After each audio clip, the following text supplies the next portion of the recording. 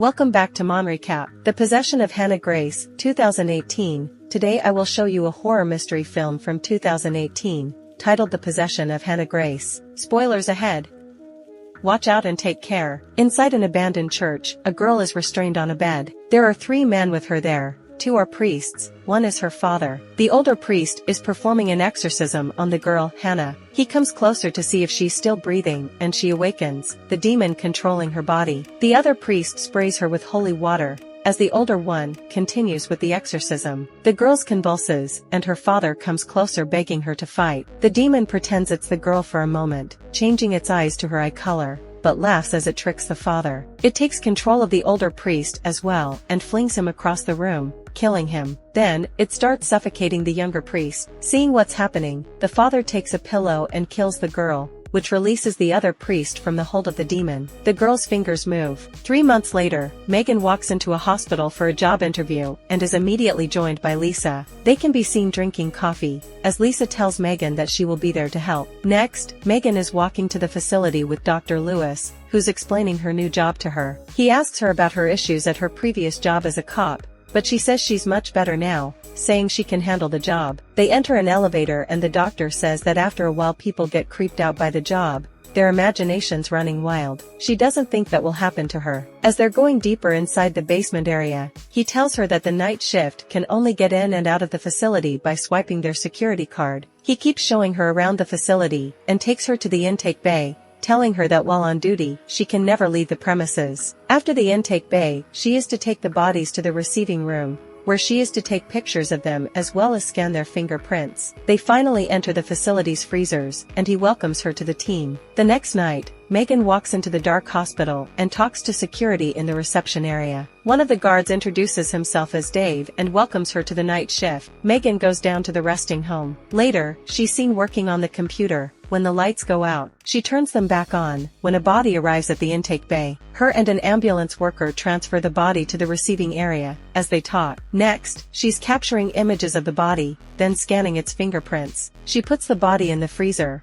but Dave jumps out and scares her. He follows her around, apologizing. Later, Megan continues with her work, goes to the restroom, and when she comes back, she has a vision of a man standing in the hallway. Upset, she goes to take some pills, but stops herself. Next, she's seen in a AA meeting, sitting next to Lisa, telling the group about the man she saw previously. He was someone she was about to arrest when she was a police officer, but he shot her partner before she did anything. She shares that when she remembers the incident, she wants alcohol and pills. That day, someone wakes her up knocking on her door. It's her cop ex-boyfriend Andrew, who's there to get the rest of his things. She tells him about her new job, but he doesn't think it's the best idea to be spending that much time alone. Megan tells him that it was Lisa's idea, who's her sponsor, and that the night shift worked great for her. The next night, she's at work and the alarm for the intake bay comes on. Megan goes to check, but there's no one there at first. Suddenly, a homeless guy jumps out at her asking her to let him in. She doesn't do it and calls security to inform them about the man,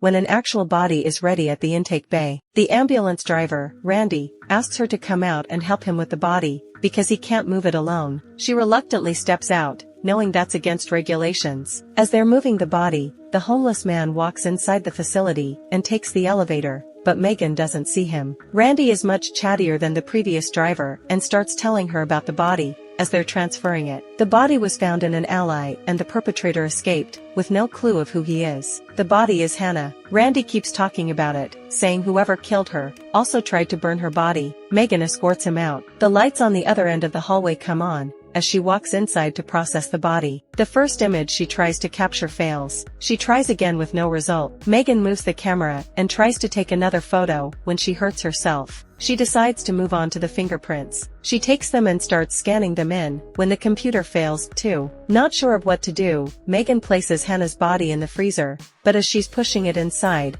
one of the tables starts shaking and a few vials fall down, shattering. She goes to pick them up and cuts her hand. Returning to push the body fully inside the freezer, a drop of her blood falls on it. Still in the freezer room, she dresses her wound and suddenly the freezer door opens. She checks and closes it. Next, she goes to her computer and uses Andrew's password to check on Hannah's case. She prints out her file and goes to check on the body again. The eye color in the file isn't the same one as the body. All of a sudden one fly appears on the body, and then a whole swarm of them, frightening Megan. She takes another look, but the flies aren't there anymore. Megan puts Hannah back inside and returns to her computer. Suddenly, she hears a noise, and she goes to investigate, only to find out that the body is gone. She takes a step outside and sees someone dragging the body away, so she follows. Suddenly, the homeless man attacks her, but she fights him off, and when she goes to grab his knife, he's gone. Leaving the body in the hallway, she calls security and tells them to call the police. Megan runs back to the hallway, but the body isn't there. She walks into the burning room and finds the man getting ready to burn the body, so she tries reasoning with him. Suddenly security runs in and tackles him, but as they're taking him away, it's clear that it's Hannah's father. He tells Megan to destroy the body, saying that she's not dead. Later, he's arrested and Megan is putting away the body, when she hears something strange. She closes the freezer, regardless, and walks away, but the doors open again. Megan is nervous to walk back, though she still takes the body out and opens the bag. Suddenly, her phone rings. It's Andrew checking up on her, but as she turns, the body moves. Megan takes a closer look at it and it exhales. She wraps it up in a panic and leaves the room. When Lisa shows up at the door, she tells her that she can find someone to cover her shift, but Megan insists to stay. She tells Lisa that she heard the body exhale, but she tells her that bodies expunging air is a normal thing. Later, they're sitting in her office, talking about the attack and the night her partner got shot, when Dave walks in and tells her there's a cop that wants to talk to her. Lisa and Megan walk out and Dave stays in the facility. The door of the freezer opens again. The cop waiting for her is Andrew. He asks her how she is, but then starts asking her about a bottle of pills that have gone missing from his stuff. She gets angry with him, but before he leaves, asks him to help her with something. Megan goes back down at the resting home and grabs Hannah's fingerprints. She gives them to Andrew, says that there's something odd about it, and asks him to check it out. Dave plays around in the facility while he waits, but he hears something strange and walks into the freezer room. Something is moving inside the freezer, so he opens the door and looks inside, when a hand grabs and then pushes him out. It controls his body like it did the priest and drags him back into the freezer. Megan comes back in the facility and goes to the restroom. She sends an apology text to Andrew and suddenly hears someone come inside the restroom, thinking it's Dave. Her rubber band ball is rolled to her, and she hunches over to see who it is, when a burnt hand grabs it from the floor. Megan is terrified, but comes out of the stall. There's nothing there. Later, Andrew calls her back and tells her that Hannah has been dead for 3 months. Megan searches for Hannah online and finds an article about her, saying she was possessed by a demon. She goes to investigate the body again and notices that a huge wound that was on it previously isn't there anymore. The other security guard is looking for Dave too.